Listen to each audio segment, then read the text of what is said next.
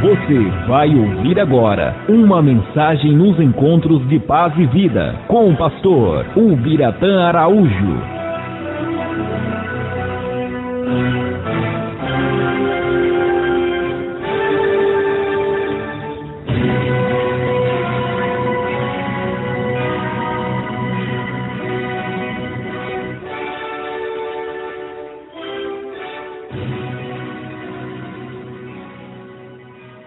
Vamos ler comigo Ezequiel capítulo de número 18, livro do profeta Ezequiel,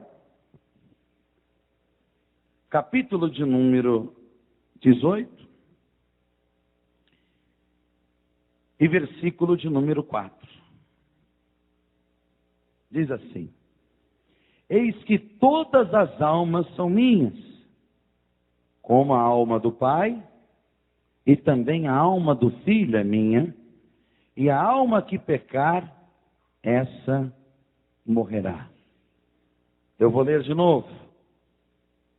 Eis que todas as almas são minhas, como a alma do Pai, também a alma do Filho é minha, e a alma que pecar, essa morrerá. Quantos acreditam que esta é a palavra de Deus? Você acredita de verdade? Então repita assim comigo: eis que todas as almas são minhas, a alma do Pai e também a alma do Filho é minha, a alma que pecar, essa morrerá. Você crê nisso de verdade? Então desocupe as suas mãos, coloque a palavra de Deus no seu assento e vamos dar uma grande salva de palmas ao Senhor. Pai querido, Deus amado e todo-poderoso, a tua palavra vai ser pregada agora.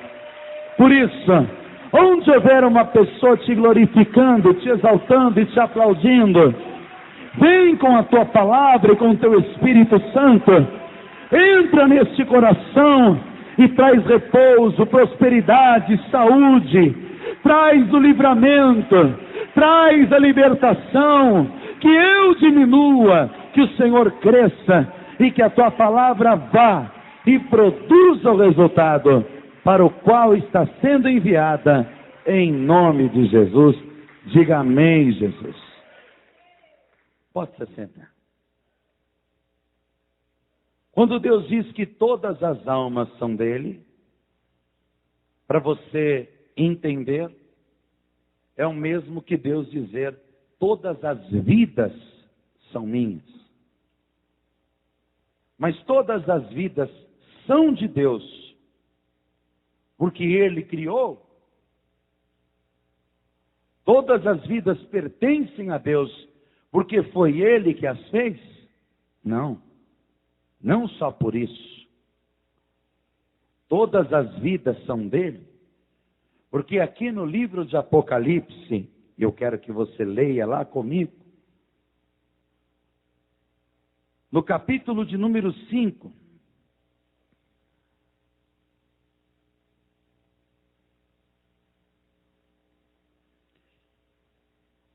e no versículo de número 9 está escrito assim: E cantavam um novo cântico dizendo: Digno és de tomar o livro e de abrir os seus selos, porque foste morto, e com o teu sangue compraste para Deus homens de toda tribo, língua, povo e nação.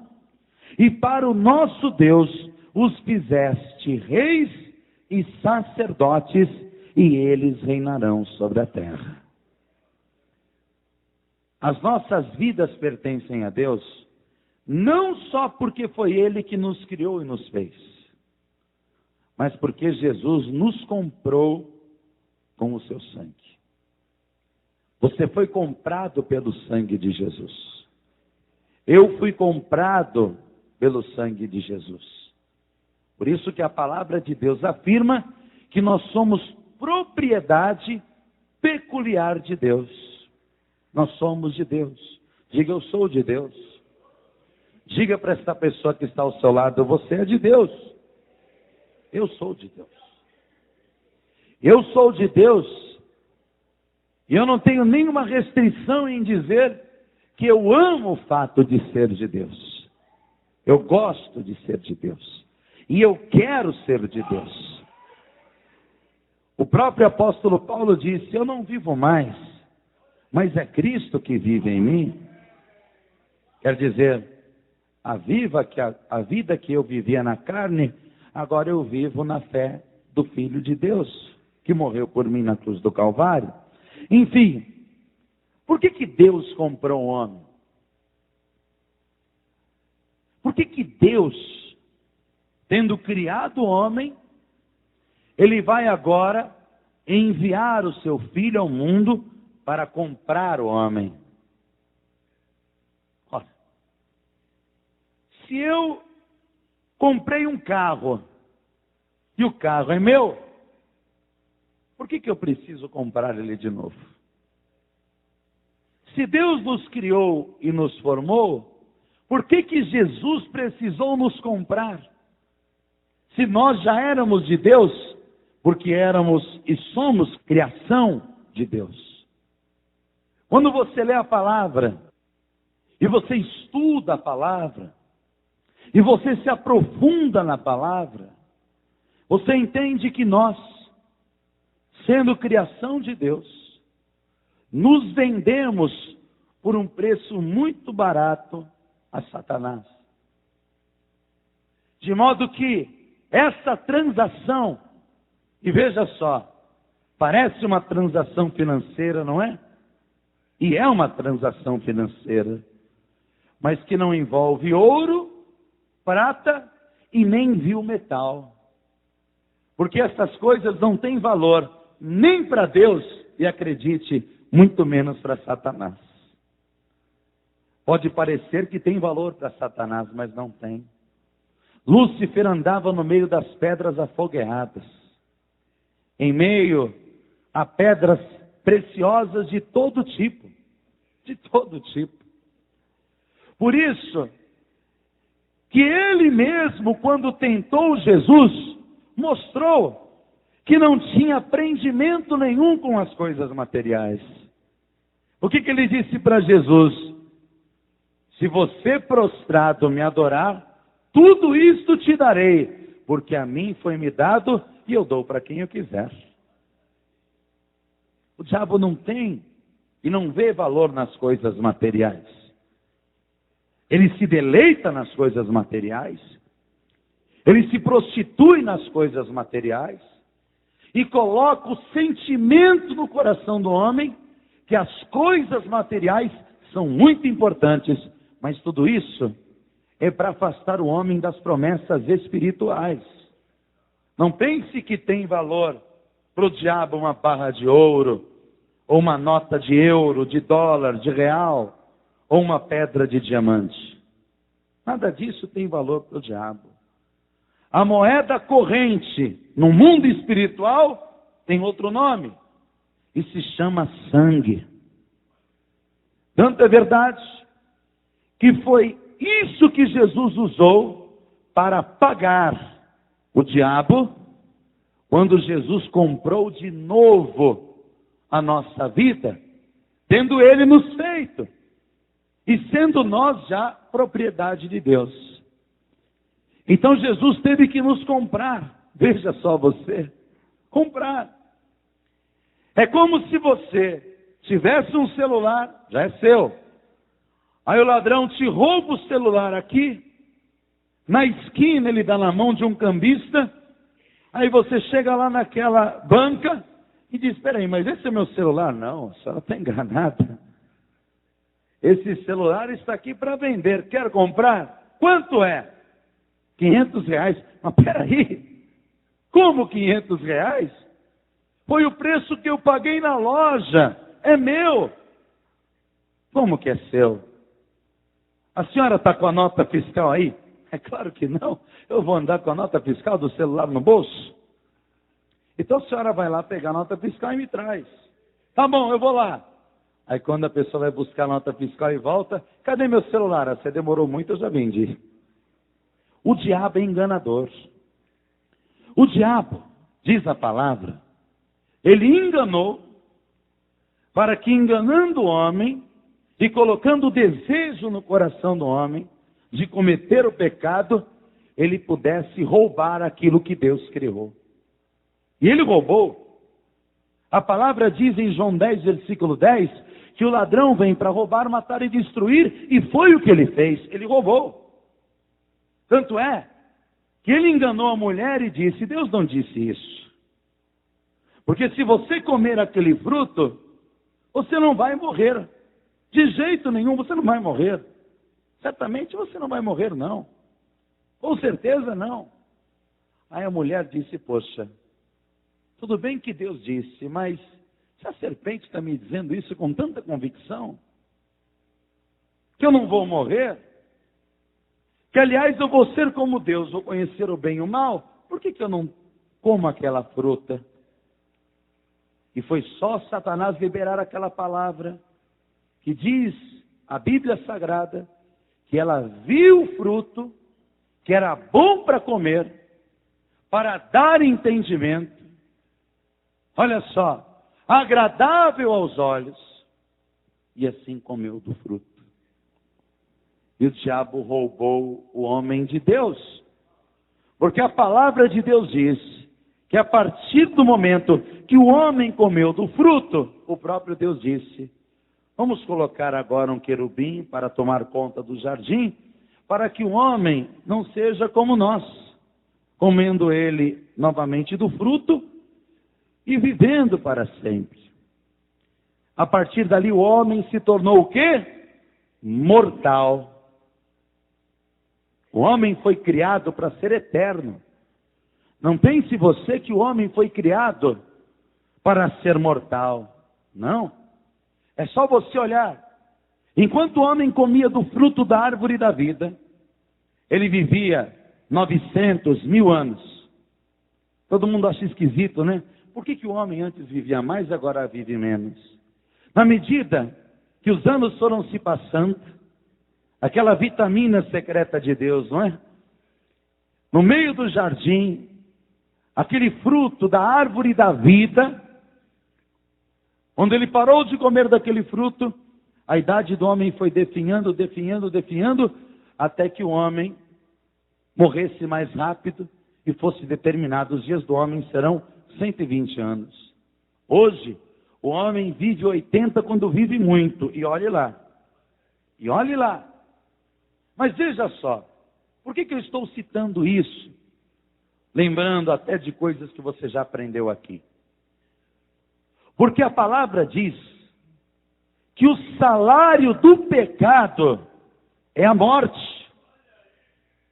O salário do pecado é a morte. Quando o diabo enganou a Eva e também Adão, eles pecaram e agora o pecado precisa receber o seu salário. E qual é o salário do pecado? A morte. E a palavra diz que ninguém, depois de Adão e Eva, escapou do pecado.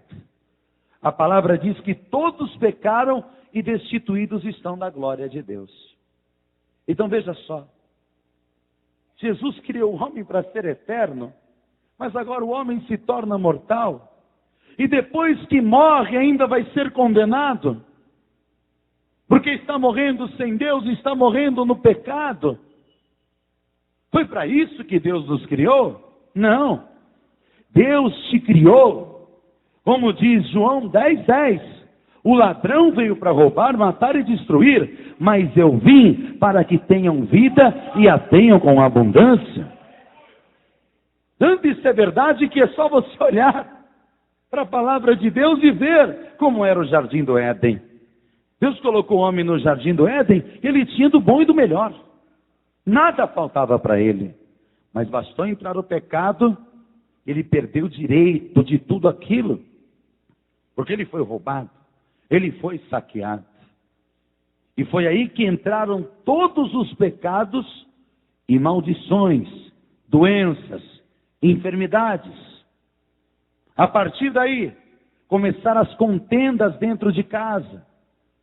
Você acha que Adão agora, que deu uma boa vida para Eva, não é? Eu falava, ai amor, hoje eu quero comer manga. Aí Adão ia lá, colhia aquelas mangas maravilhosas. Já pensou? A manga do Jardim do Éden como essa? Que maravilha! Ai amor, hoje eu quero comer uma coisa diferente, eu quero comer isso. Adão ia lá, colhia, trazia aquela fruta maravilhosa.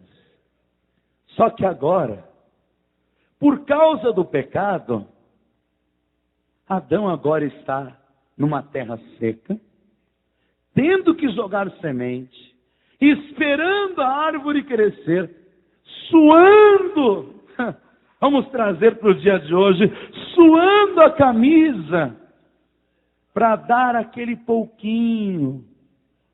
Aí, imagine Adão chegando do trabalho, cansado, não é?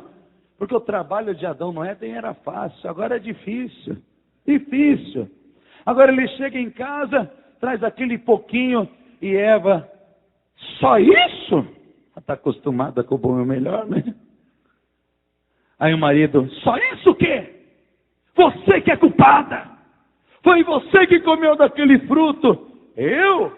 Mas eu dei, você comeu também. Aí começou briga dentro de casa. Começou contenda. Você acha que não foi ali que surgiram os problemas familiares? Tanto é que o filho mais velho de Adão e Eva, que ficou mais tempo com o casal, porque nasceu primeiro, é ele que através de um sentimento de inveja, um sentimento faccioso, quando vê que Deus recebe o que o seu irmão faz e não o que ele faz, de raiva e inveja, ele vai lá e mata o seu irmão. O primeiro homicídio. Mais para frente, começa o pecado desenfreado, o pecado sexual. É só você ler a Bíblia. Sodoma e Gomorra. Você vai ver as doenças, as enfermidades. Você vai ver uma série de coisas inacreditáveis acontecendo, inacreditáveis para aquilo que Deus planejava. Deus não planejou isso para a vida do homem. Mas o homem vai viver uma vida de maldição. E tudo por quê? Deixou de cumprir o mandamento. Veja o que está escrito comigo em Êxodo, capítulo de número 20. Porque Deus vai estabelecer o seu povo através da fé de um homem. Esse homem se chama Abraão. Ele vai deixar a sua terra, a sua parentela, vai para a terra que Deus está mostrando. Deus vai fazer a partir dele que seja constituída a nação dos judeus, e a partir de Abraão, patriarca da fé e do povo judeu e de todos os povos, eu vou mostrar isso para você, de todos os povos, Deus vai fazer o povo judeu, o povo de Israel, o povo de Deus, o povo santo, o povo separado. Então Deus vai trazer promessas de Abraão para Isaac, de Isaac para Jacó, de Jacó para José. O povo vai para o Egito, fica 400 anos escravo, e Deus envia um libertador chamado Moisés. O povo sai do Egito, porém começa a murmurar. O povo não é capaz, é impossível que o homem consiga se conter e não pecar. E Deus então traz a lei. Mas para que era a lei? Para colocar ordem? Porque toda lei é colocada a uma nação, a um povo, para que haja ordem. Mas a lei que Deus trouxe através de Moisés, não era para trazer ordem não somente. Ela serviu para colocar ordem. Mas a lei que foi colocada era para provar para o homem, porque as coisas antigas são somente sombra das coisas futuras. Tudo já estava no controle de Deus. Para provar que o homem não consegue sozinho pagar o preço da redenção pela sua alma. Ele não consegue se auto-justificar. Ele não consegue ficar sem pecar. E como está escrito no livro de Salmos, ainda que o homem juntasse todo o ouro, toda a prata, se ele tivesse todas as riquezas e tentasse redimir a alma de alguém que está perdido, os seus recursos se esgotariam antes.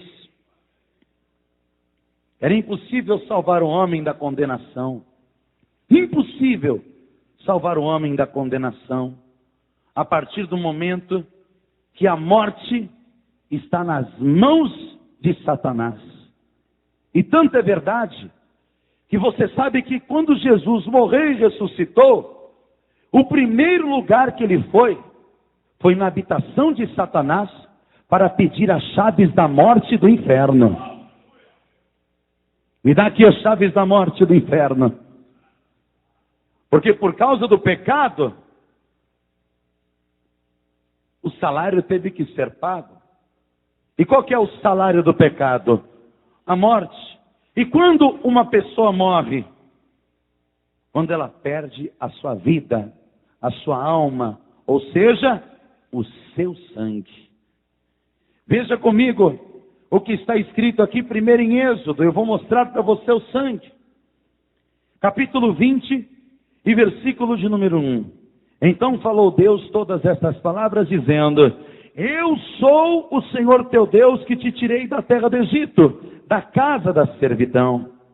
E não terás outros deuses diante de mim, e não farás para ti imagem de escultura, e nem alguma semelhança do que há no céu, nem embaixo na terra, e nem nas águas debaixo da terra. Não te encurvarás a elas, e nem as servirás, porque eu, Senhor teu Deus, sou um Deus zeloso, que visita a maldade dos pais nos filhos, até a terceira e quarta geração daqueles que me aborrecem, e faço misericórdia em milhares aos que me amam e guardam os meus mandamentos.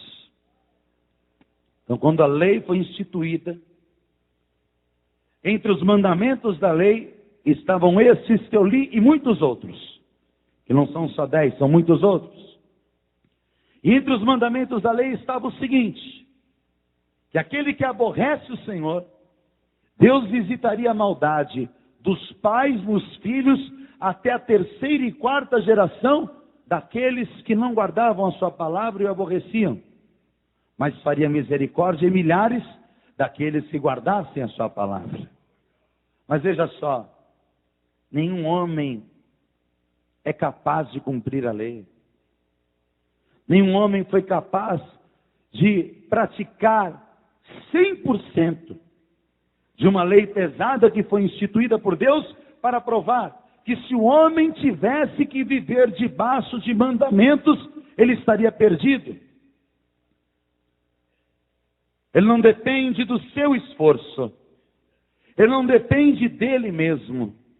Ele depende da graça de Deus. Ele depende do poder, da força, da graça, da misericórdia de Deus. Senão ele está perdido. Totalmente perdido. Então aqui se instituiu, e ela existe, a maldição hereditária.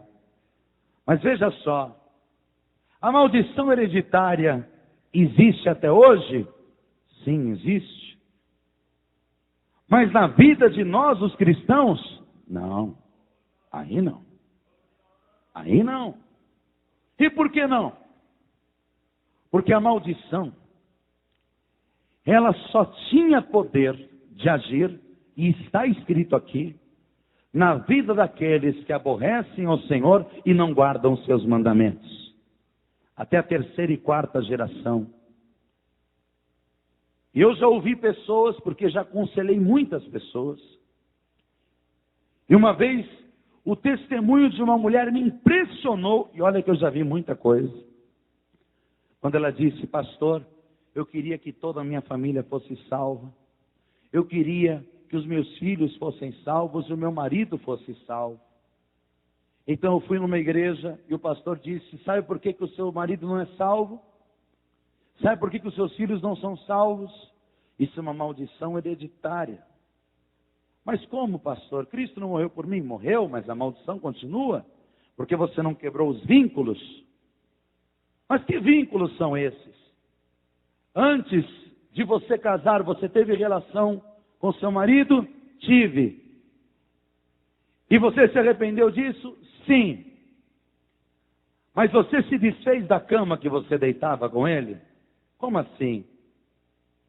Como assim? A cama que você deitava com seu marido pecado está ali impregnado. A maldição está ali. Você tem que se desfazer da cama. E se eu continuar contando o testemunho, eu vou até 1h. O resultado foi que ela quebrou a cama, queimou, quebrou os armários, jogou tudo fora o que ela tinha.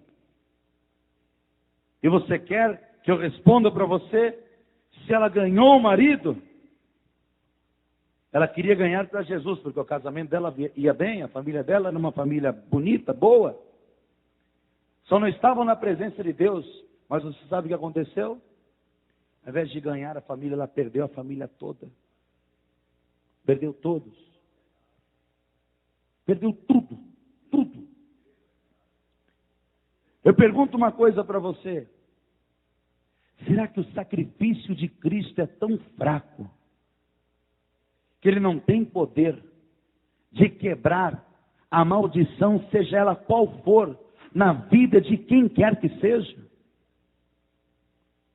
A palavra diz que ele levou sobre si todas as nossas dores, todos os nossos pecados, toda a condenação, tudo ele levou sobre si. E o castigo que nos traz a paz estava sobre ele, e pelas suas pisaduras, pelas suas machucaduras, pelo seu sangue derramado, nós somos sarados. Veja o que está escrito aqui em Levítico, capítulo de número 17, para você entender acerca do sangue, que é a moeda que é usada no mundo espiritual. Ora, como é que na época da lei, um homem podia, sendo que era impossível ele não pecar, estar livre de algum tipo de condenação? O sacerdote pedia que ele trouxesse um animal, só que esse animal, esse cordeiro, não podia ter mancha, não podia ter defeito, ele tinha que ser puro, perfeito. O sacerdote fazia com que a pureza do animal, simbolicamente, viesse para a vida do pecador, e o pecado do pecador fosse para o animal. De modo que o animal era sacrificado no lugar do pecador, e o pecador era absolvido no lugar daquele animal que recebeu então a condenação que ele precisava receber segundo a própria lei. Então, Deus agora vai instituir a expiação. E diz aqui o capítulo 17 de Levítico, e no versículo de número 11, o seguinte: porque a alma da carne, lembra que eu li no início da mensagem, todas as almas são minhas. A alma é o mesmo que dizer vida. A alma da carne está no sangue, pelo que vô-lo tenho dado sobre o altar, para fazer expiação pela vossa alma, porquanto é o sangue que fará expiação pela alma. Deus já está mostrando que é através do sangue que o homem vai ser absolvido do pecado. É através do sangue. Quer dizer, o sangue é a vida da carne. O único corpo em todo o universo que vive sem uma gota de sangue é o corpo de Jesus Cristo. Você pensa que Jesus é espírito lá no mundo espiritual? Não. Quando Jesus ressuscitou, ele apareceu para os discípulos e disse: um espírito não tem carne e ossos como vedes que eu tenho. Tendes aí alguma coisa para comer? Provando que um espírito também não come comida sólida. Quer tocar aqui na minha carne, Tomé? Para ver que sou eu? Aí Tomé cai de joelhos: Senhor meu, Deus meu, porque você viu, você creu, Tomé. Bem-aventurados os que não viram e creram. Mas Jesus é corpo, no mundo espiritual, sem uma gota de sangue. Porque Jesus, no momento que se aproximou do Jordão, e João Batista o viu, ele mesmo afirmou: ele é o Cordeiro de Deus que tira o pecado do mundo. Jesus seria o Cordeiro puro, sem mancha e sem defeito, que pagaria o salário que era impagável, porque enquanto o sangue do homem, que paga o salário do pecado, e que é a morte, é um sangue de uma pessoa pecadora, o sangue de Jesus, puro, sem nenhuma mancha, sem nenhum defeito, é o mesmo que você pegar um dinheiro qualquer e um dinheiro que tenha valor, uma moeda de valor. No mundo espiritual é a mesma coisa. O sangue do pecador vale muito menos que o sangue do puro. E o sangue de Jesus é o sangue mais puro que existe. Tanto é verdade que o sacrifício de Jesus foi suficiente para pagar a vida de cada ser humano que habita na terra, que já habitou na terra e que ainda vai habitar na terra. O sangue de Jesus é muito precioso. O sangue de Jesus tem valor demais. Tem gente que desvaloriza o sangue de Jesus, acha que o sangue de Jesus não tem poder, acha que além de receber a Jesus, a pessoa tem que queimar cama, tem que quebrar o armário, tem que se desfazer disso ou daquilo, tem que mudar um nome no cartório. Não, amado. O sacrifício de Jesus foi perfeito. Perfeito. Por isso que ele teve que descer lá do céu, da sua santa habitação. O Verbo se fez carne, habitou entre nós e nós vimos a sua glória, como a glória do unigênito do Pai. É isso que está escrito. Quer dizer, ele esvaziou-se de ser como Deus, fez-se como ser humano comum, servo, para morrer por nós na cruz do Calvário. Mas pastor, até aí, o que isso tem a ver com a maldição hereditária? Volte comigo para Ezequiel capítulo de número 18. E vamos ler a palavra e entender o que está escrito aqui. Ezequiel capítulo 18, versículo 1 diz assim: E veio a mim a palavra do Senhor dizendo: O que tendes vós, vós que dizeis esta parábola acerca da terra de Israel, dizendo: Os pais comeram uvas verdes e os dentes dos filhos embotaram? Quer dizer, é o pai que come a uva verde e é o dente do filho que estraga? Quer dizer, peraí, foi o pai que não cuidou do dente, foi o pai que não cuidou da vida dele, foi o pai que pecou, e é o filho que tem que pagar aquilo que o pai fez? Aí olha o que diz aqui: Vivo eu, diz o Senhor Yahvé, que nunca mais direis este provérbio em Israel: Eis que todas as almas são minhas, como a alma do pai, a alma do filho é minha, e a alma que pecar, a vida que pecar, essa morrerá. O que Deus está dizendo? A responsabilidade é pessoal. Veja que até aqui ainda existe a maldição hereditária. Porém, ela já pode ser quebrada aqui de maneira parcial, sim. Porque veja o exemplo que ele vai dar agora. Sendo, pois, o homem justo e fazendo juízo e justiça, não comendo sobre os montes, nem levantando os olhos para os ídolos da casa de Israel, nem contaminando a mulher do seu próximo, nem chegando a mulher na sua separação, não oprimindo ninguém, tornando ao devedor o seu penhor, não roubando, dando o seu pão ao faminto, cobrindo o nu com a veste, não dando o seu dinheiro à usura, não recebendo demais, desviando a sua mão da injustiça, fazendo o verdadeiro juízo entre homem e homem, andando nos meus estatutos, guardando os meus juízos, para proceder segundo a verdade, o tal justo certamente viverá, diz o Senhor Yahvé. Mas veja como era difícil, porque isso tudo foi só um resumo do que Deus está dizendo. Se cumprir a minha lei, ele não vai morrer. Se ele cumprir a minha lei, ele não vai morrer. De jeito nenhum. Aí ele diz, versículo de número 10.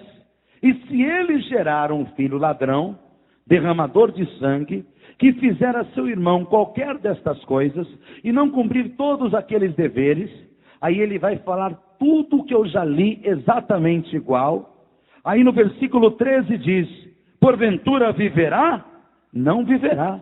Todas estas abominações ele fez, e certamente morrerá, e o seu sangue será sobre ele. Quer dizer, o sangue vai ter que pagar, e ele vai ter que morrer. Ele não pecou? O salário do pecado não é a morte? Então ele vai pagar com o sangue dele e vai morrer, porque pecou. Mas aquele que não pecou, ele vai viver. Aí a palavra diz, no versículo de número 14, e eis que se ele gerar um filho, que veja todos os pecados que o seu pai fez, e vendo-os não cometer coisas semelhantes, aí ele vai dizer tudo de novo, a mesma coisa. Versículo 17 diz, o tal não morrerá pela maldade de seu pai, certamente viverá. Seu pai, porque fez opressão, roubou os bens do irmão, fez o que não era bom no meio do seu povo, eis que ele morrerá na sua maldade. Mas dizeis, por que não levará o filho à maldade do pai? Porque o filho fez juízo e justiça, e guardou todos os meus estatutos e os praticou, por isso certamente viverá. Veja o detalhe, guardou todos os meus estatutos, todos. Então nós estamos vendo 3 gerações. A primeira geração, a geração de um homem justo, o avô. Depois, a geração do pai, que foi um ladrão pecador, e morreu. E o seu sangue foi sobre ele. E a geração do filho, a terceira geração, que apesar do seu pai ser um pecador, não pecou, e por isso foi livre da condenação, e vai viver. Agora veja só, isso aqui é só um exemplo e uma explicação. Porque na verdade, a palavra de Deus vai nos mostrar aqui, e eu quero que você acompanhe comigo, porque agora é muito importante que você entenda. A alma que pecar, versículo 20, essa morrerá. A palavra está dizendo que quem cometer pecado morre até aqui. E o que a palavra diz lá no Novo Testamento? Que todos pecaram e destituídos estão da glória de Deus. Quer dizer que ninguém, por mais que quis exercer juízo, justiça, ia poder viver por si mesmo, pela sua justiça pessoal. Versículo 20. O filho não levará a maldade do pai, nem o pai levará a maldade do filho, e a impiedade do ímpio cairá sobre ele. Quer dizer, havendo a justiça, não existe maldição hereditária. E foi o que nós lemos em Êxodo 20. Eu visito a maldade dos pais nos filhos, até a terceira e quarta geração daqueles que me aborrecem. Mas eu faço misericórdia em milhares daqueles que me amam e guardam os meus mandamentos. Mas alguém conseguiu guardar alguma coisa? Então veja só, amados. Veja só. Se o ímpio se converter de todos os seus pecados, agora é a parte importante, que cometeu, e guardar todos os meus estatutos, e fizer juízo e justiça, certamente viverá e não morrerá, e de todas as suas transgressões que cometeu, não haverá lembrança contra ele. Pela justiça que praticou, viverá. Desejaria eu de qualquer maneira a morte do ímpio, diz o Senhor Yahvé. Não desejo antes que se converta dos seus caminhos e viva? Deus quer que o ímpio se converta dos seus maus caminhos e viva. Não peque. Mas isso é impossível até aqui. Todos continuaram pecando. Todos continuaram errando. A maldição hereditária continuou e continua até hoje, com uma exceção. Porque lendo Gálatas, capítulo de número 3, nós vamos entender que nós não podemos acreditar, nós que somos de Cristo, que a maldição hereditária tem poder sobre a nossa vida e tem poder sobre a nossa família. Por quê? Porque se eu acreditar nisso, não estou tendo fé no sacrifício de Cristo, não estou crendo que o sangue de Jesus tem poder para me livrar de toda condenação e de todo mal, e sem fé é impossível agradar a Deus. E é por isso que eu não recebo recompensa. Agora veja, Paulo vai dizer para os Gálatas que eram insensatos, por quê? Apesar de crerem de uma certa maneira no Cristo que eles acabaram de conhecer, eles não queriam deixar o costume da lei. Assim como alguns estão pregando hoje, querendo justificar o fato de que a pessoa é de Cristo, mas se a pessoa está vivendo alguma situação que parece estar perdurando pela família, é a maldição hereditária. É como se Jesus não tivesse pagado. É como se Jesus não estivesse cumprindo com aquilo que ele prometeu. Mas ele cumpriu. Ele cumpriu. Deixa eu dar um exemplo para você antes de ler aqui e você entender. É como se um jovem se unisse com uma jovem antes do casamento e tivesse relações íntimas. Teve relações íntimas com aquela jovem. Aí depois teve de novo relações íntimas. Depois teve de novo relações íntimas. Mas ele é um cristão. Então ele vem na igreja, ouve uma palavra e se arrepende daquilo. Se arrepende profundamente. A palavra fala com ele. Aí ele diz, meu Deus, me perdoe porque eu errei. Deus perdoa? Sim ou não? Claro que Deus perdoa. Mas pode ser que 9 meses depois apareça a consequência daquele pecado. Quer dizer, hoje eu vivo pela graça, na graça, debaixo da graça de Jesus Cristo. Mas isso não significa que eu não esteja debaixo de consequências de pecados que eu mesmo estou cometendo. Hoje eu sou salvo. O que persevera até o fim é salvo. Mas se ele está tendo aflições, e Jesus disse, no mundo tereis aflições, mas tem de bom ânimo, venci o mundo. A diferença de Jesus para qualquer ser humano é, ele não pecou. A consequência de tudo que ele sofreu na sua própria carne não era dele, era nossa. Ele levou sobre si as nossas dores. Agora nós não. Nós sofremos a consequência dos nossos pecados. Paulo disse aos Romanos, o que diremos, pois, a estas coisas, lá em Romanos 6? Pecaremos ainda mais para que a graça seja abundante? De modo nenhum. Nós, que uma vez estamos livres do pecado, como continuaremos ainda nele? Morremos para o pecado, como viveremos ainda nele?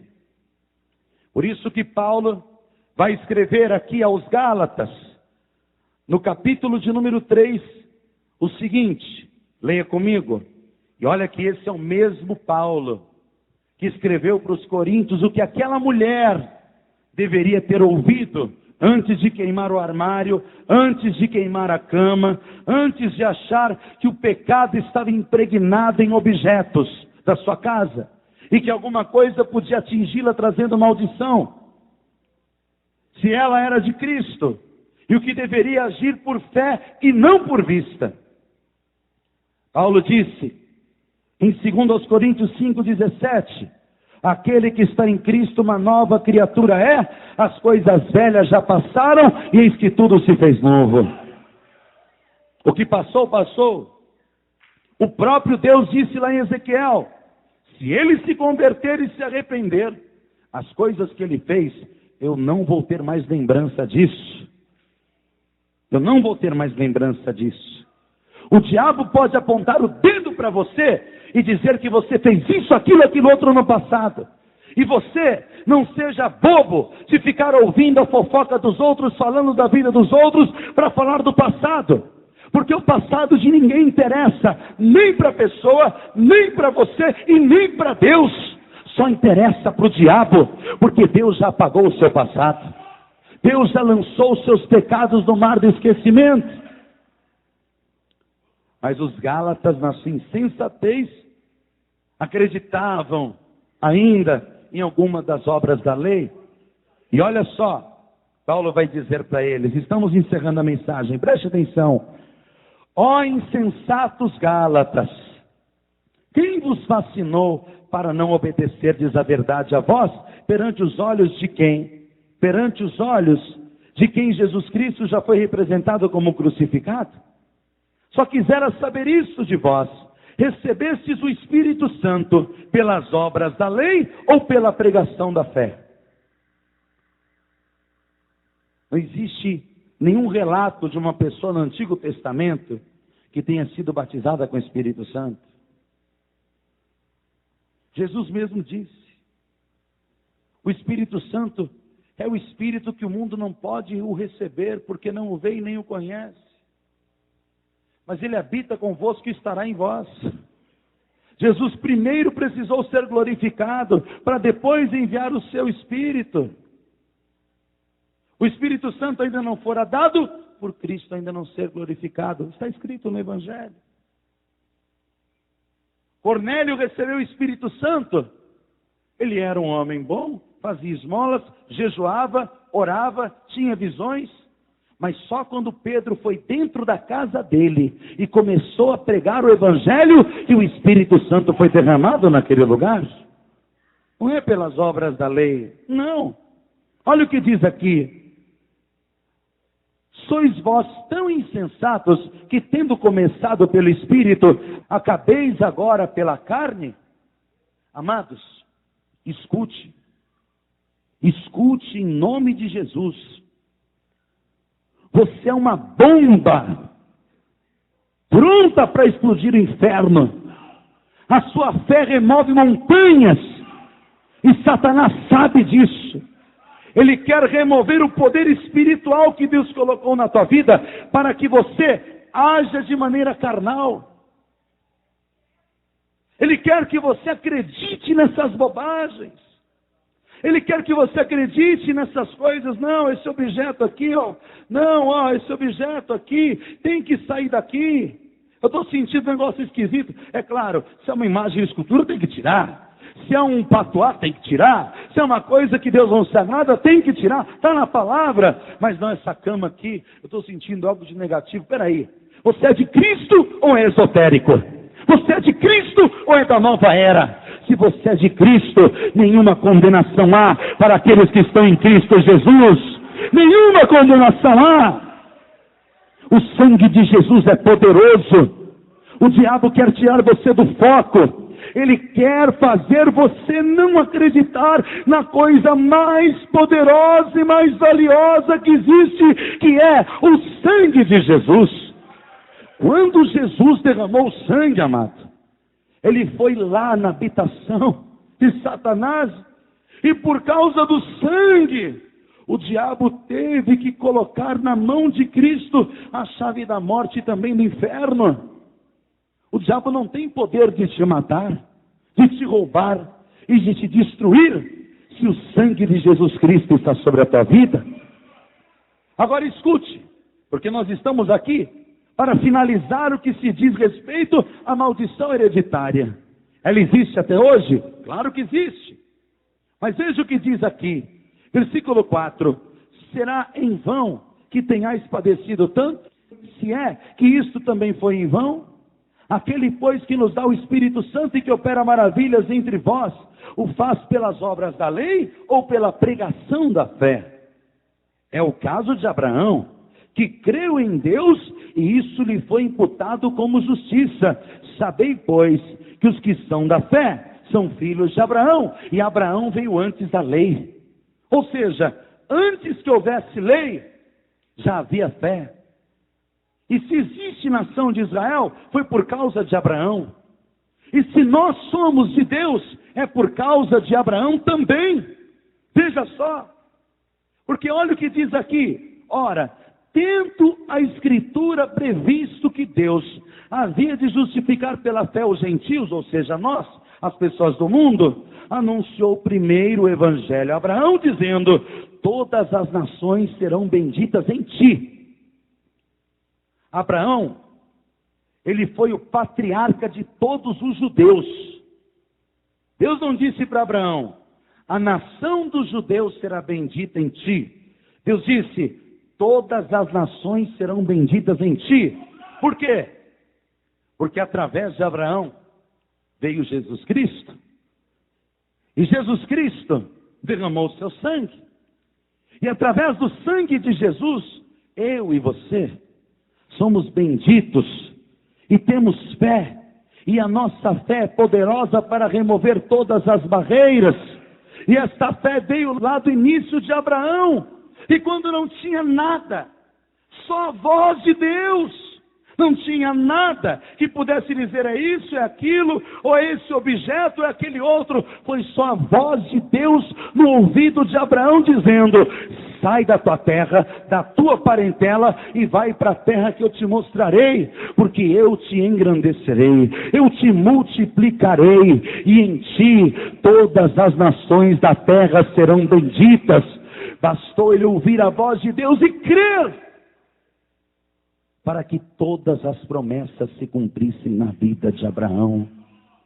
Você não precisa de mais nada além da fé, para que todas as promessas de Deus se cumpram na tua vida. Não perca a tua fé, não deixe de crer na palavra, não deixe de crer no Evangelho. A palavra de Deus tem mais poder do que qualquer objeto, do que qualquer maldição, ou do que qualquer outra coisa. Uma palavra contrária. Eu estava dizendo hoje à tarde, quando eu era do mundo, eu trabalhava em vendas, estava para entrar na Bolsa de Valores de São Paulo, eu ganhava um salário de 10 mil reais por mês. Eu deixei tudo para pregar o Evangelho e para ganhar na época 400 reais. A minha família disse: você é louco, você é louco. Minha mãe disse: você é louco. Meu pai disse: você é louco. Começaram a me amaldiçoar, falar coisas: você vai ver, você vai se arrepender, você vai perder tudo, você não vai ser nada, e não sei o que, e não sei o que lá. E hoje, amados, eu não ganho 10 mil reais, mas não importa, eu ganhei uma coisa muito maior e muito melhor. Hoje eu sou próspero, tenho saúde, eu tenho vida, eu tenho família, e o principal, eu tenho salvação, porque Jesus Cristo me livrou de todas as maldições e todas as condenações. Hoje eu estou aqui e eu tenho certeza que o Deus que começou a boa obra, Ele é fiel e justo para poder terminá-la. Hoje eu vejo minha mãe na igreja, aquela que disse que eu era louco, hoje ela é louca também. Hoje eu vejo Deus cumprindo o propósito dele na minha vida, e tudo isso foi por causa da minha fé, a mesma de Abraão. Deixa tudo para ouvir a voz de Deus, deixa tudo de lado para crer no que Deus está te falando, porque fiel é aquele que prometeu. Deus está dizendo: de sorte que os que são da fé, versículo 9, são benditos com o crente Abraão. Todos aqueles, pois, que são das obras da lei, estão debaixo da maldição. Pois escrito está: maldito todo aquele que não permanecer em todas as coisas que estão escritas no livro da lei, para fazê-las. E é evidente que pela lei ninguém será justificado diante de Deus, porque o justo viverá da fé. O que nós lemos em Ezequiel? Se ele for justo, se ele praticar a justiça, ele vai viver. Nós somos justos, não porque não pecamos, mas porque o sangue de Jesus nos justificou. O sangue de Cristo nos purificou. Ele pagou o preço no nosso lugar. E a palavra diz no versículo 12: ora, a lei não é da fé, mas o homem que fizer estas coisas, por elas viverá. Se a pessoa quer acreditar que mesmo estando em Cristo, ela deve acreditar na lei, ela deve acreditar na maldição hereditária, e continue acreditando, mas vai ter que viver debaixo da lei, debaixo da maldição, porque está acreditando nela. Os Gálatas criam em Cristo, mas também na lei. A palavra diz: a maldição está naqueles que estão debaixo da lei. E aquele, olha só, aquele que fizer estas coisas por elas viverá. Mas por que não existe maldição hereditária para você que está aqui e um dia creu em Cristo e talvez deixou de acreditar como deveria? Porque a palavra diz aqui, versículo 13, Cristo nos resgatou da maldição da lei, fazendo-se maldição por nós, porque está escrito, maldito todo aquele que for pendurado no madeiro, para que a bênção de Abraão chegasse aos gentios por Jesus Cristo, para que pela fé nós recebamos a promessa do Espírito. Vamos aplaudir o Senhor Jesus. Hoje não existe maldição que te atinja, não existe maldição hereditária, não existe isso sobre aquele que está em Cristo. Não acredite nisso. Jesus se fez maldição por nós, para que pela fé, veja só, para que pela fé nós tivéssemos direito à promessa de Deus, assim como foi na vida de Abraão. Escute, pela fé. O justo viverá da fé. Não é pela obra que nós somos salvos, é pela fé. Pela fé em Jesus Cristo. Você acha que tem mais poder queimar um móvel ou uma palavra confessada? Vínculos devem ser quebrados? Sim, claro. Mas não botando fogo nas coisas. A palavra tem poder. O sangue de Jesus tem poder. Você acha que se você não disser eu me arrependo, eu quebro esse vínculo na minha vida, eu não quero mais isso na minha vida, em nome de Jesus, você acha que não é quebrado na mesma hora? Você acha que o fogo tem mais poder do que o sangue de Cristo? Não, amados. Não se engane. Não se engane. Não se engane, porque hoje você vai sair daqui sem nenhuma maldição sobre a tua vida. Sem nenhuma sequer, nenhuma sequer. Você acredita nisso em nome de Jesus? Então aplauda o Senhor Jesus e se coloque de pé.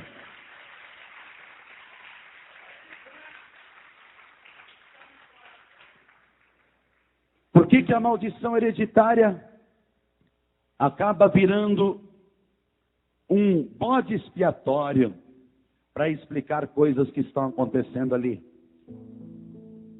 Ora, a palavra de Deus diz, é necessário que aquele que se aproxima de Deus, creia que Ele existe e que é galardoador daqueles que o buscam, recompensador. A tua recompensa vem de Deus. Não esmoreça, não perca a sua fé. Pronuncie palavras de bênção o tempo todo. Não desista da tua família nunca. Diga que o teu marido é uma bênção, que o teu filho é uma bênção. Diga o tempo todo que o sangue de Jesus está sobre a tua vida e que a maldição hereditária foi quebrada quando você entregou tua vida para Jesus. Porque a palavra diz, crê e será salvo tu e toda a sua casa. A promessa de Deus não vai ser quebrada, não vai cair por terra, se você não perder a sua fé. Não duvide, não deixe de crer. Eu vou fazer uma oração simples aqui agora, mas para que eu ore, você tem que crer primeiro. Por isso hoje eu não vou fazer 2, 3, 4, 5 convites, eu vou fazer um só. Um só. Se você está no teu lugar e quer receber Cristo como único Salvador, porque a única moeda que salva é o sangue de Jesus. A palavra de Deus diz lá na carta de Pedro, nós não somos salvos por tradição familiar, nem com ouro, nem com prata, mas com o precioso sangue de Cristo, como um cordeiro imaculado e sem mancha. Você é salvo pelo sangue de Cristo. O sangue de Jesus tem poder. É por isso, amados, que eu digo, quando estou orando por libertação, não é pela força que se expulsa demônio, nem com violência.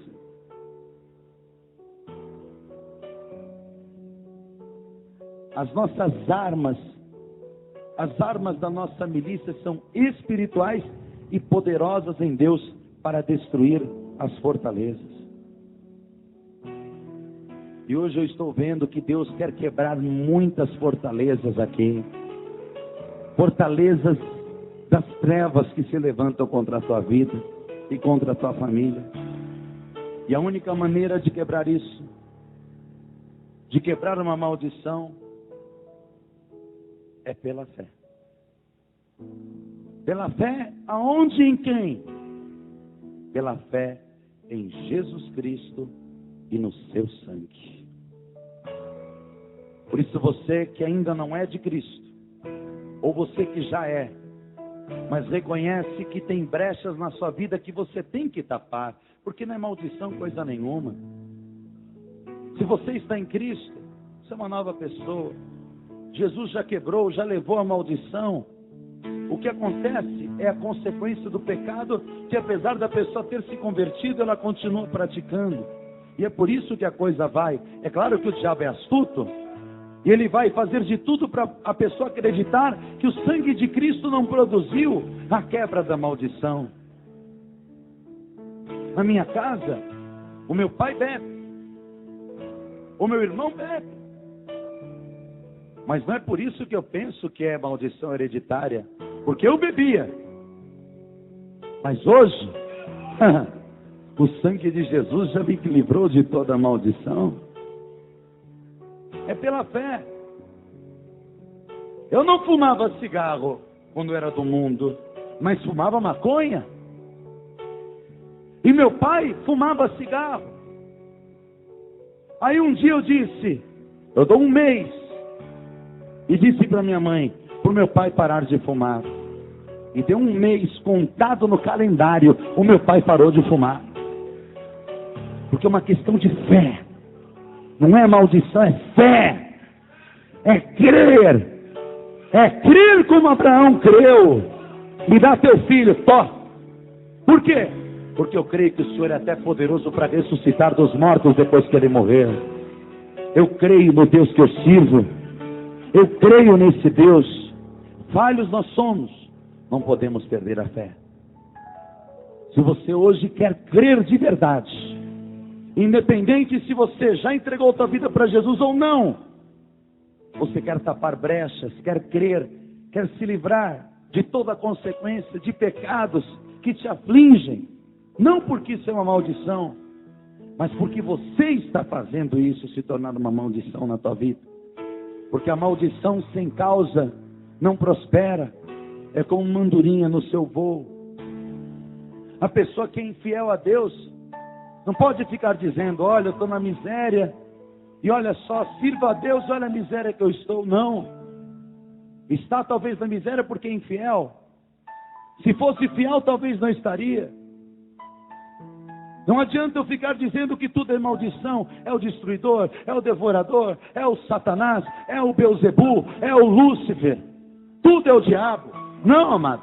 Pare de dizer que tudo é o diabo. Reconheça que você precisa se converter dos seus pecados, das suas iniquidades, viver em santidade, buscar a presença de Deus, pagar o preço. E se você estiver pagando e o seu fardo for pesado demais, Jesus, Ele vai fazer o seu fardo ficar leve e o seu jugo ficar suave. Por isso eu quero orar agora. Você que quer ser livre de todas as maldições, venha aqui para frente em nome de Jesus. Todos que querem, venha para frente.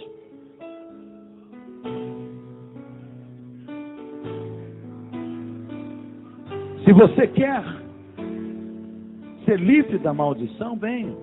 Pastor, mas o senhor pregou que não existe mais maldição na minha vida? Existe aquela que Jesus já livrou, mas a pessoa foi lá e pegou de volta Porque isso é obra do diabo. Não foi o que o diabo fez? Deus criou o homem era dele. O diabo foi lá e pegou de volta. Às vezes, a pessoa não fuma. Depois que se converteu, não fuma mais. Mas aí o diabo vai lá e pega de volta. Só um cigarrinho aqui, é só um. Aí faz tanto tempo que eu não dou uma tragada. Deixa eu dar uma tragadinha.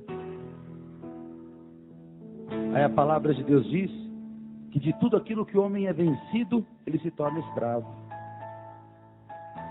Não maldito, escravo. Mas Jesus já nos libertou. Por isso que a palavra diz, para você não permitir ser preso novamente debaixo de um jugo desigual. Não vos prendais.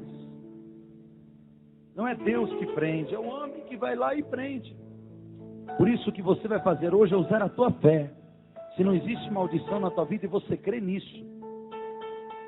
E por isso vai usar a sua fé para que tudo que a sua família está vivendo seja quebrado.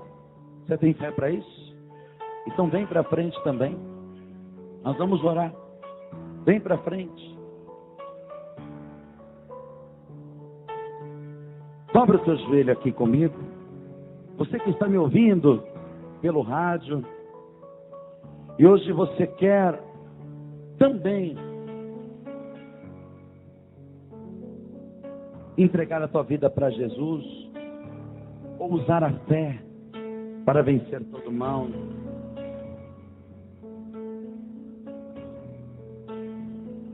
Pela fé, nós somos salvos. Isso não vem de nós, é dom de Deus. Por isso diga assim: meu Deus e meu Pai, eu acredito, através da minha fé, que nenhuma condenação há para aqueles que estão em Cristo. Estão chamados pelo seu propósito. Eu sei que eu tenho falhado, mas não quero falhar. Mas eu sei que muitas vezes aquilo que eu quero, eu não faço. E aquilo que eu não quero, eu acabo fazendo. Mas me perdoa, Senhor. É por isso que eu dependo do teu sangue e não das minhas obras. Senão eu estaria perdido. Eu te peço agora, me cobre com o teu sangue.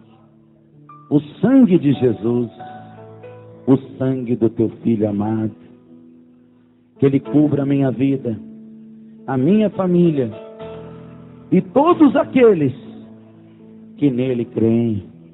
Porque Jesus Cristo é o meu único, suficiente, exclusivo e eterno Salvador da minha vida. Eu te amo, Jesus, e te amarei para sempre. Por isso, faz de mim livre, totalmente livre de todo mal. Fale com Deus agora. Faça a sua oração. Você é livre. Você é totalmente livre. Senhor nosso Deus e Pai Todo-Poderoso, Deus das nossas vidas e Deus das nossas almas, Deus soberano, eterno e imortal. Tu vives para sempre, porque tu sabes que nós somos como o vento da pragana, somos falhos, pequenos e dependentes de ti. E é esse o motivo pelo qual oramos agora, Senhor. Porque nenhuma maldição pode fazer efeito na nossa vida, na vida da nossa família, se pela fé nós cremos que ela foi quebrada pelo sangue do teu Filho Jesus Cristo. Meu Deus, que a minha esposa é osso dos meus ossos e carne da minha carne. É uma comigo. E o teu sangue está sobre mim, pela minha fé está sobre ela também. Se os meus filhos saíram do ventre daquela que é osso dos meus ossos e carne da minha carne e sangue do meu sangue, são também o meu sangue, e o teu sangue está sobre eles também pela minha fé.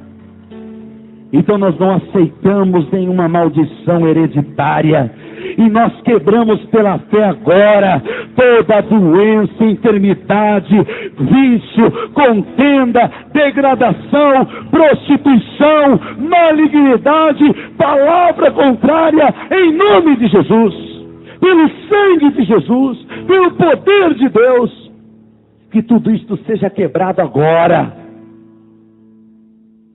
Satanás, você não tem poder de tocar em um fio de cabelo desse menino, dessa menina, desse jovem, desta jovem, desse homem, desta mulher, porque o sangue de Cristo está sobre ela. Pela nossa fé, a fé na promessa que diz: crê e será salvo tu e toda a tua casa. Por isso, meu Deus, nesta palavra, nós entregamos a nossa família nas tuas mãos, o nosso lar, o nosso coração, e te pedimos, ó Deus, cumpre as tuas promessas, porque fé nós temos, e declaramos que pela fé nós veremos a tua glória nas nossas vidas. Opera em nós, Senhor, o teu querer e o teu efetuar, em nome de Jesus. Continue em espírito, erga as tuas duas mãos para o alto. Você acha que Jesus você acha que o Senhor Jesus Ele derramaria o sangue dele na cruz por nada? Paulo disse aos Romanos: aquele que não negou nem o seu próprio filho, como não nos dará também com ele todas as outras coisas? O que vai nos afastar do amor de Cristo? Do amor de Deus que está em Cristo? O quê? A espada, a fome, a perseguição? Não. Nós somos muito mais do que vencedores por aquele que nos amou primeiro. Ele nos amou primeiro. Nós não estamos debaixo da lei, não devemos nada, estamos debaixo da graça. A única coisa, a única dívida que nós temos é a dívida do amor. Não deveis nada a ninguém a não ser o amor. Amar a Deus sobre todas as coisas e ao próximo como você mesmo. Por isso, fecha os teus olhos. Coloca a mão direita sobre o teu coração.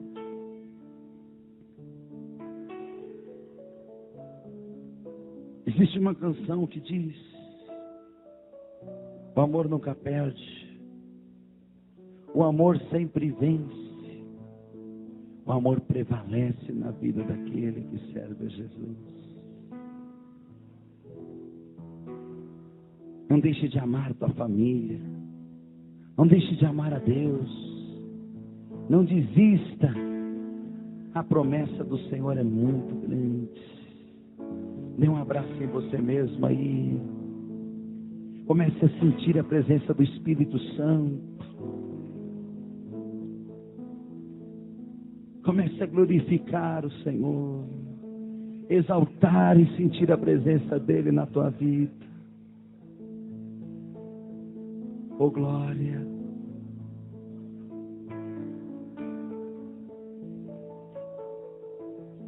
Não adianta lutar com as armas do mal. Levante a bandeira do amor, que este vento vai passar. O nosso Deus nunca dorme e sempre está vendo tudo. E num piscar de olhos, Jesus toma frente sua vida. O amor nunca perde, o amor sempre vence. O amor prevalece na vida daquele que segue a Jesus. O amor nunca perde, o amor sempre vence. O amor prevalece na vida daquele que segue a Jesus. Lute com as armas do bem e obterás a vitória. Águas passadas não movem moinhos, dos teus pecados Deus esqueceu. Não existe maldição hereditária. O nosso Deus nunca dorme e sempre está.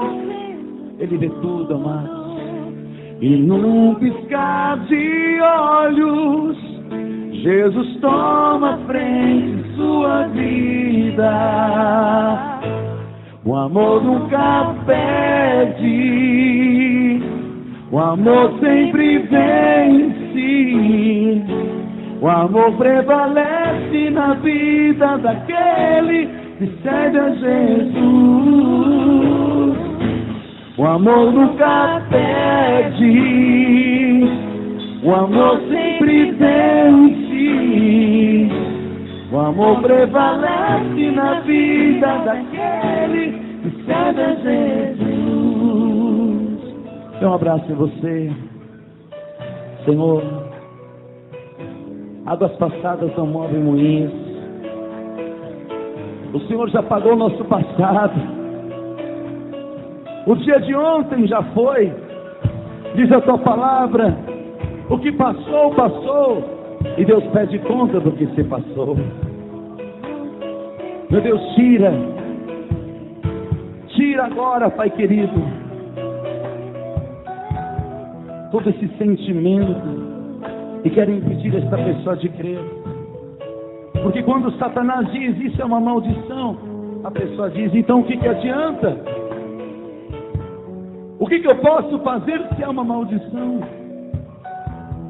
É como o espírita que acredita, é um karma. O que eu posso fazer? Eu tenho que pagar isso. Mas a tua palavra diz que, sabendo que o sangue estaria sobre a pessoa, e ela não teria como pagar pelos seus pecados, o Senhor nos resgatou da maldição da lei. O resgate foi com o teu sangue. O Senhor foi lá, aonde Adão, o primeiro Adão, trouxe a morte. O Senhor é o segundo Adão que trouxe a vida. E através dessa vida, nós estamos livres de toda condenação, de todo mal, de todo pecado que traz a morte. Por isso, vem agora com teu Espírito Santo. E quando essa pessoa sair dessa igreja hoje aqui, Senhor, que ela saia leve, com uma pluma, sabendo que não existe mais nenhuma condenação e nenhuma maldição sobre ela. Mas o teu sangue fez com que tudo isso fosse apagado. O Senhor não fez essa pessoa um mendigo para viver em maldição, um doente. O Senhor com o seu sangue nos comprou e nos fez reis e sacerdotes. Meu Deus, esse homem tem que se sentir um rei. Essa mulher tem que se sentir uma rainha. Porque a tua palavra diz: Satanás vai lançar alguns de vós na prisão, e vocês vão ter uma tribulação de 10 dias. Mas ser fiel até a morte, e eu vou te dar a coroa da vida. A coroa está na cabeça do rei. A coroa está na cabeça da rainha, que vence a tentação, que vence a tribulação, sabendo que é tentação, tribulação e não maldição, porque ela já foi quebrada. Meu Deus, eu profetizo que essa pessoa sai hoje daqui com uma coroa na cabeça. Ela sai hoje daqui como rei, sai hoje daqui como rainha, como sacerdote, com a veste limpa, sacerdotisa. Por isso, cumpre a tua palavra, Senhor. Faz esta pessoa sair daqui limpa, leve, coroada, em nome de Jesus. Diga: eu vou sair daqui como rei. Você quer rainha? Diga rainha. Diga: eu vou sair daqui como rei, em nome de Jesus. E não é porque você está com o rei na barriga, não. Você está com o rei Jesus dentro do coração. Ele habita dentro de você. E hoje você sai com o rei dentro do teu coração. Você não vai sair daqui achando que é rei. Você vai sair daqui como um rei. Quem te garante isso é o Deus que habita dentro de você. Diga: eu tomo posse, em nome de Jesus. Para terminar, diga assim: o amor nunca perde. O amor nunca perde. O amor sempre vence. O amor prevalece na vida daquele que segue a Jesus. O amor nunca perde. O amor sempre vence.